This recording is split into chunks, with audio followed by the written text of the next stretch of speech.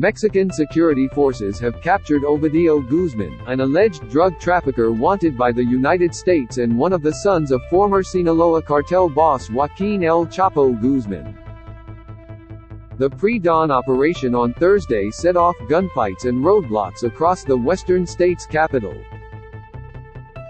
Defense Secretary Luis Cresencio Sandoval said Army and National Guard personnel had captured a son of El Chapo, identifying him only as Ovidio, in keeping with government policy.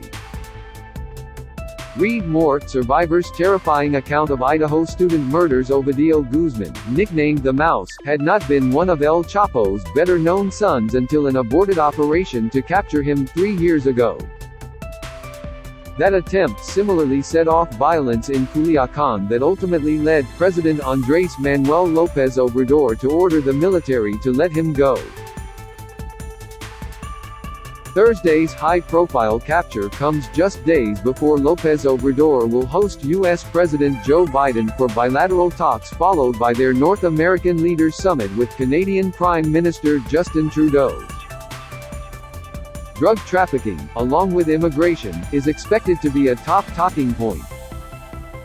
This is a significant blow to the Sinaloa cartel and major victory for the rule of law.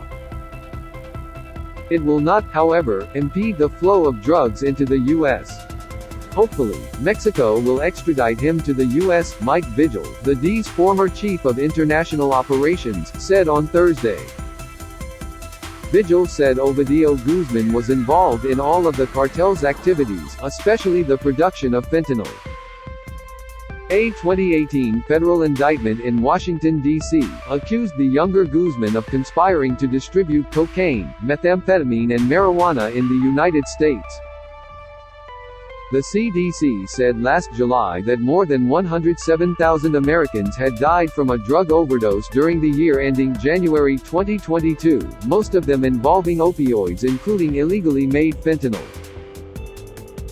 Read more: Prince Harry reveals drug-taking, sexual encounter in memoir. López Obrador's security approach reversed years of what came to be known as the kingpin strategy of taking down cartel leaders, which led to the fragmentation of large cartels and bloody battles for dominance.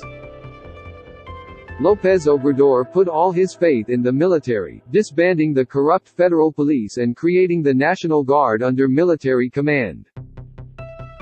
SUVs spotted with homemade armor. The capture was the result of 6 months of reconnaissance and surveillance in the cartel's territory, and then quick action on Thursday, Sandoval said. National Guard troops spotted SUVs, some with homemade armor, and immediately coordinated with the Army as they established a perimeter around the suspicious vehicles and forced the occupants out to be searched. The security forces then came under fire, but were able to gain control of the situation and identify Guzmán among those present and in possession of firearms, Sandoval said. Cartel members set up 19 roadblocks including at Culiacán's airport and outside the local army base, as well as all points of access to the city of Culiacán, Sandoval said, but the Air Force was able to fly Guzmán to Mexico City despite their efforts, and he was taken to offices of the Attorney General's Organized Crime Special Prosecutor. Sandoval said Guzmán was a leader of a Sinaloa faction he called Los Menores or the Juniors, who are also known as Los Chapitos, for the sons of El Chapo. Other Little Chapos include 2 of his brothers, Ivan Archibaldo Guzmán and Jesus Alfredo Guzmán, who are believed to have been running cartel operations together with Ismael El Mayo Zambada.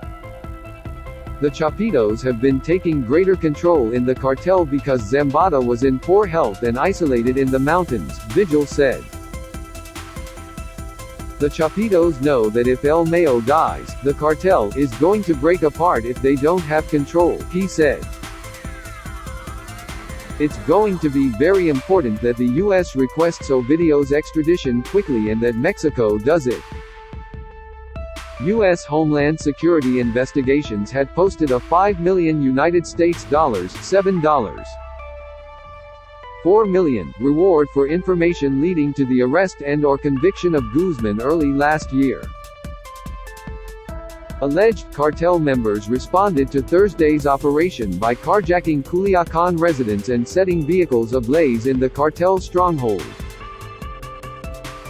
Local and state authorities warned everyone to stay inside. Intermittent gunfire continued into the afternoon on Thursday, Friday AEDT, in Culiacan as Mexican security forces continued to clash with cartel gunmen and few people ventured out.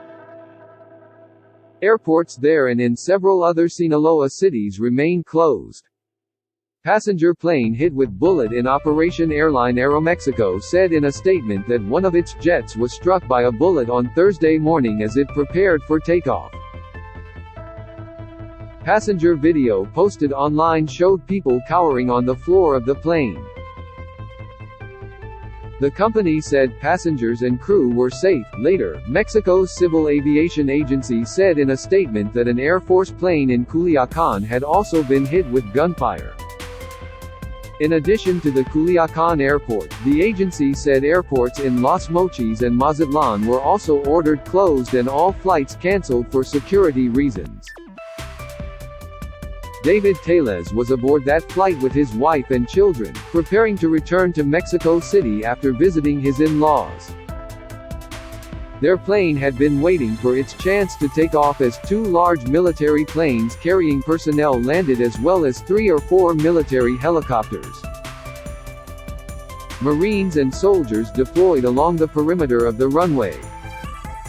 When the commercial flight was finally preparing to accelerate, Tellez heard gunshots in the distance. Within 15 seconds the sounds were suddenly more intense. We heard gunshots and threw ourselves to the floor, he said. He did not know the plane had been hit until a flight attendant told them. The plane quickly returned to the terminal and they were hustled into a room. Late Thursday afternoon they were still in the airport, unsure of when they would be able to return to Mexico City. Hotel guests threatened elsewhere in Culiacan. Local reporter Marcos Vizcarra had sought shelter in a hotel after gunmen stole his car. Then he explained via Twitter that armed men had entered the hotel where he had sought shelter and are threatening guests to give them their car keys. Later, Vizcarra reported that they had taken his phone, but he had made it home safely. Such attempts to create chaos often come in response to arrests of important cartel figures in Mexico. One of the most notorious came when federal security forces cornered Ovidio Guzmán in October 2019, only to let him escape after gunmen shot up the city with high-powered weapons. López Obrador said at the time he had made the decision to avoid the loss of life. López Obrador entered office highly critical of the toll of his predecessor's drug war. He embraced the phrase hugs, not bullets to describe his approach to Mexico's chronic violence, which would focus on social programs aimed at weakening the draw of organized crime. But 4 years into his 6-year term, the death toll remains high. In July, Mexico captured Rafael Caro Quintero, once one of the godfathers of drug trafficking and the man allegedly responsible for the murder of a DEA agent more than 3 decades ago, just days after López Obrador met with Biden at the White House.